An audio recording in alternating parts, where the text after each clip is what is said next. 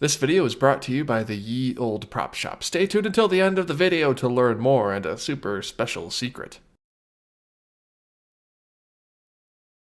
What do you guys say we just go ahead and skip the intro today? Let's get right into the video. I agree. On November 28th of 2019, Dallin was bored. And so he decided to take a look at the maps of the Disney parks around the world, Disneyland, Magic Kingdom, Shanghai Disney, Tokyo Disney, and Disneyland Paris, and make his own perfect fusion of them all. He received some flack because this was just a retreading of old ground. He added old Disney rides in where there were new Disney rides, and changed up some lands from different parks, switched things in and out, and honestly, it was a pretty darn good Disney park if he does say so himself, but people, were unconvinced, or they liked it. 2 years later, Dallin would decide that, yes, that video was a bit broad. Maybe he put some old attractions in that didn't need to be put in, but now he's gonna scale it down a little bit. Specifically, Tomorrowland has long been the problem child of not just Disneyland, but every single Disney park. Shanghai has gotten it the closest, and today I'm gonna look at just Disneyland. Sorry, Magic Kingdom, you're gonna have to wait there in the back. Okay, Disneyland is the one we need to tackle today because,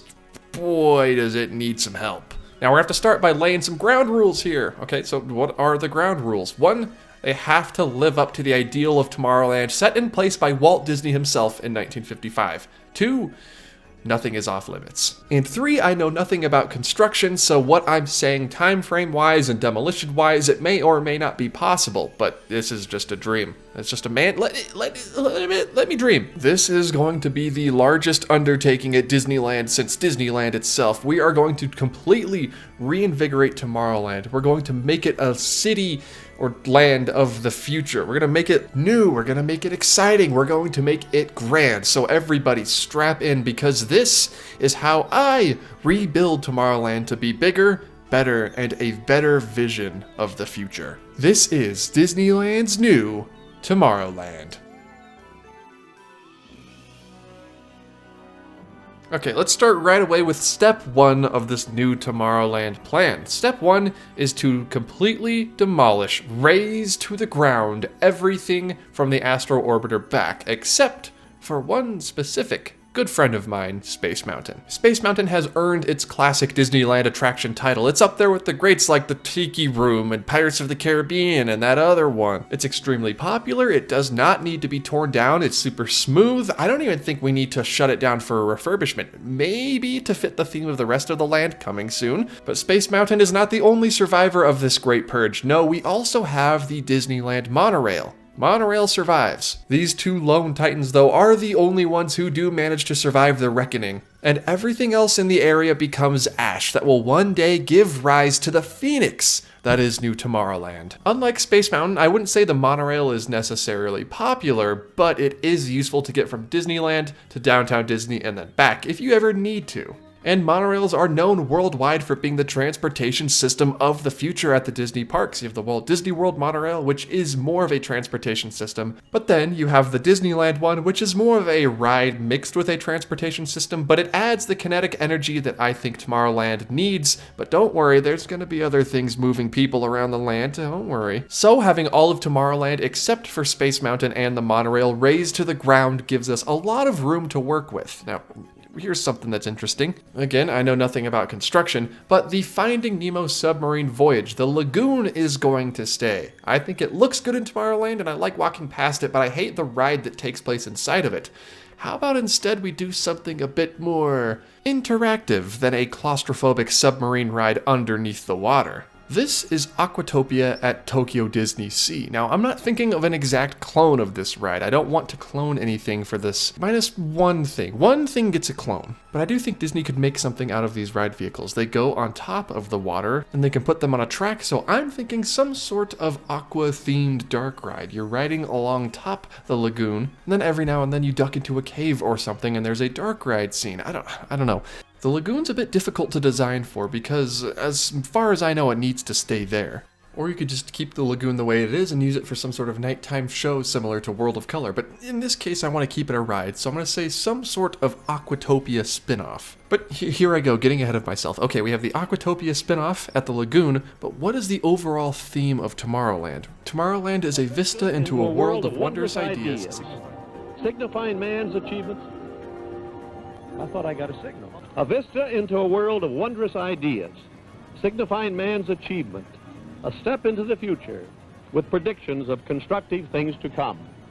Tomorrow offers new frontiers in science, adventure, and ideals.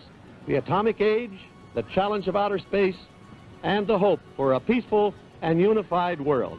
Ladies and gentlemen, I present to you the solar punk aesthetic. Now, you may have heard of its cousin, steampunk, but this one is a lot more environmental and a lot more futuristic. Depending on what art piece you look at, Space Mountain can already fit very well into this theme. And I think solar punk offers that nice medium between retro future, because look at this, it looks sort of retro future with the aspect of conservation that is so important to our future today. That way you can have the Jetson style, smooth angles, white buildings, but also plants and conservation. Yes, we're driving down the interstate of the future in our self-driving cars flying around in hovercrafts, but we are also taking care of the environment while we do it. And so Tomorrowland will be rebuilt in the image of solar punk. So Space Mountain gets to stay, maybe just re-theme the monorail station, paint the monorails all white, put some planters on the side, there you go, perfect. We have the Autopia spin-off, where instead of the steampunk-style Disney Sea ride vehicles, we have more slim and more smooth, contoured, white, floaty ride vehicles. It could either be a track you follow, like Autopia, or a dark ride. I'm thinking more of an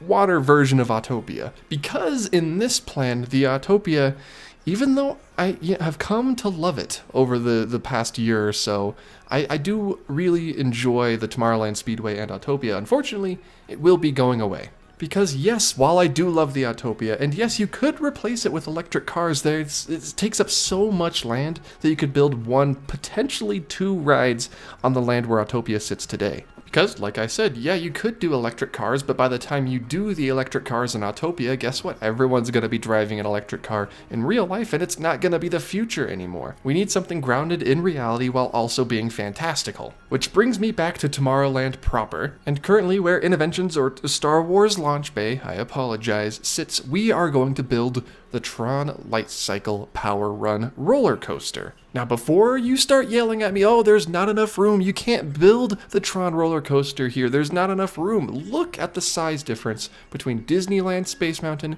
and Disney World Space Mountain. Now, I'm assuming when people say that there's not enough room to build Tron at Disneyland, they're assuming of transporting the entire full-sized copy-paste replica that's at Shanghai and the Magic Kingdom over to Anaheim. And yes, I agree with you, there is not enough room to build that at Disneyland. But that, my friends, is the magic of Disneyland. We have to be smart about how we use space. And so Tron will shrink down to match the size and the space that we have at Disneyland. And honestly, we probably wouldn't have to change the outside all that much. More plants, obviously, to fit in with the overall theme of the land, but maybe change the lights to green from blue. But even then, I think the blue would work, so maybe just white? Sam and Kevin and Cora, they're all white colored instead of blue colored in the new movie, so maybe you could just make it white. Tron Lightcycle Power Run. Shorten the track? Maybe. Condense it all? Maybe. Build it at Disneyland. Make it smaller. Make it happen. That's replacing Star Wars Launch Bay.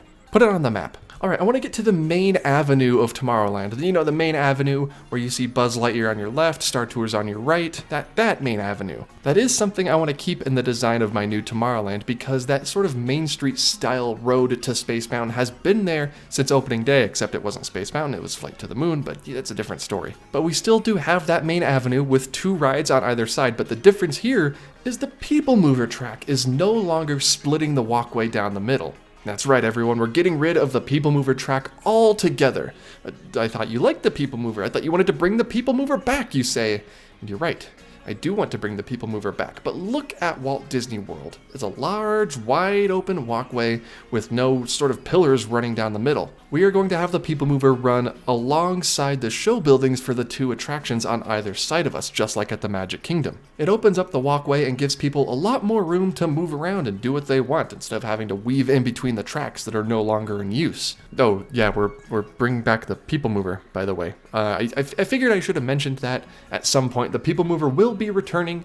I think sleek cars, obviously. Everything in this land is going to be sleek. I don't know why I need to keep saying it. Just if I say it, just imagine that it's the same sort of vibe as Space Mountain. But I think part of the appeal was having them be these different colors. They're all blue at Disney World, but at Disneyland, all of the PeopleMover cars were different colors, so having them be maybe pastels, I think, Would be really cool. A nice throwback to the old Disneyland PeopleMover. And it would load where it used to load, right back there in that sort of central plaza in front of Space Mountain and Pizza Port.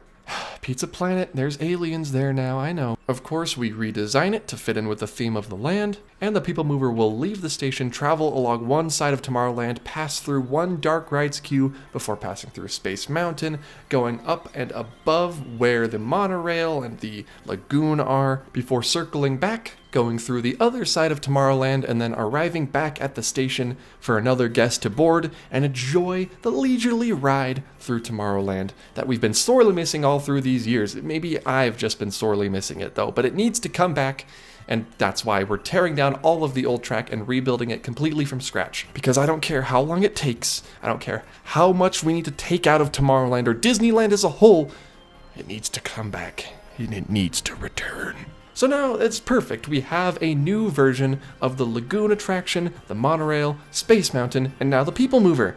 We're still missing two things though, and those are the dark rides, the featured e-ticket attractions in New Tomorrowland. What are they going to be? Well, it has to be a vista into a world of wondrous ideas, signifying man's achievements. Now, what is an achievement that we can have take center stage in an attraction while also not aging super poorly over the years? Something that will still be futuristic 10, 15, maybe, dare I say, even 20 years down the line. In my old video, I said that I would put a clone or a reimagining of Adventure Through Inner Space here, but like I said, I don't really want to retread old ground in this video, although I would love a retooled and reimagined version of Inner Space, but we're going to separate ourselves from that for a second. A vista into a world of wondrous ideas. A vista into a world of wondrous ideas.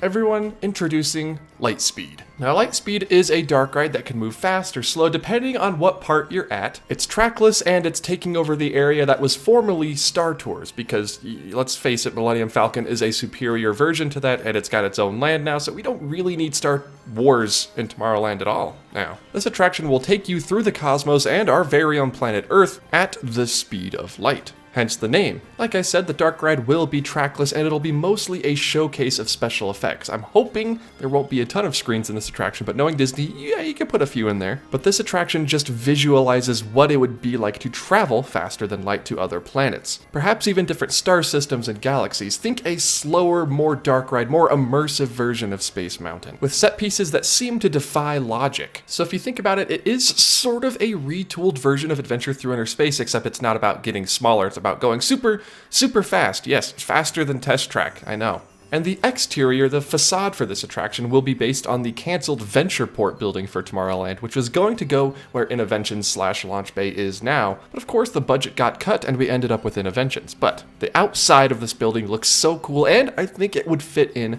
with the theme that we're going for with Tomorrowland. Again, add greenery. Now on the other side of the walkway, where Buzz Lightyear's Astro Blasters currently stands, this is a bit of a different story. Now we know Disney likes their IP, and we already have Tron in the back, but Tron's not a super marketable IP, but even though it's probably one of my favorite movies of all time, and Disney has made a shockingly small amount of animated sci-fi movies, but one of the most recent and one of the most popular is Big Hero 6. And I'm just gonna cut right to the chase. You know that scene where Baymax and Hero are flying around the city? Yeah, it's gonna be that. It's going to be a sort of similar ride vehicle to Flight of Passage, or Tron, except instead of flying around San Francisco in front of a screen, you are flying around through physical sets. You put your hands in Hero's magnetic gauntlets, they go on the back of Baymax, and you lift off. It's going to be like sort of a faster, more e-ticket version of Peter Pan's Flight. Think of it like that, where your Baymax is suspended from the ceiling and you fly around doing all sorts of quick turns and dives. It's a lot of fun. It's going to give you the forced perspective feeling of flying over London and Peter Pan, but that's going to be through the entire ride. I say fast, but it's not going to be too fast. This is going to be family appropriate. It's going to be for everybody, just like Autopia, or whatever we're going to end up calling that. And of course, the jetpacks on top of the PeopleMover loading station. Yes, we're doing that. Now, rides and everything, that's all fun, but what about the dining? Tomorrowland's dining leaves a lot to be desired.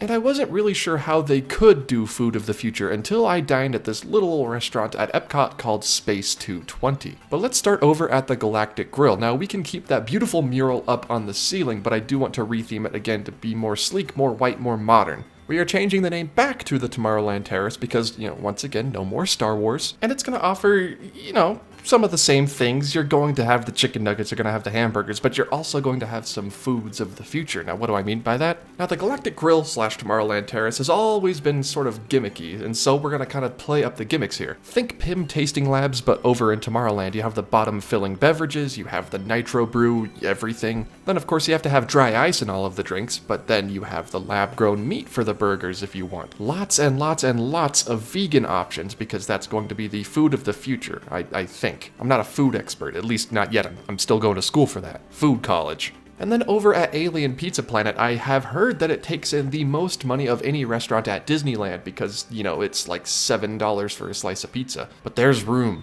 Guys, there is room over there, and I think there is enough room for a sequel to Space 220. But not just a lazy sequel, no, this one's going to harken back to the early days of Disneyland, even to opening day. Welcome to Space Station X2. I know I've referenced this in other videos in the past, but this is going to be the real one. Space Station X2 is a reimagining of the opening day attraction, Space Station X1. The ride would take you up to space, and you would see an illusion of orbiting Earth from the space station. Now, that sounds kind of familiar if you've ever been to Space 220, and that's exactly what we're going to do, except, you know, with that classic X1 Disneyland flair. It's going to be themed different, again, more solar punky, but it's going to have very similar menu offerings, because that, my friends, was the food of the future that I experienced there. And I do think Tomorrowland needs a sit down. It's all quick service and it's all kind of gross. So I think Tomorrowland could really benefit from a sit down. You know, you need reservations, but it's kind of fancier. It's more quiet. And again, there's the whole thing of an overarching story for all of Tomorrowland. You could have Space Station X2 tie into Space Station 77,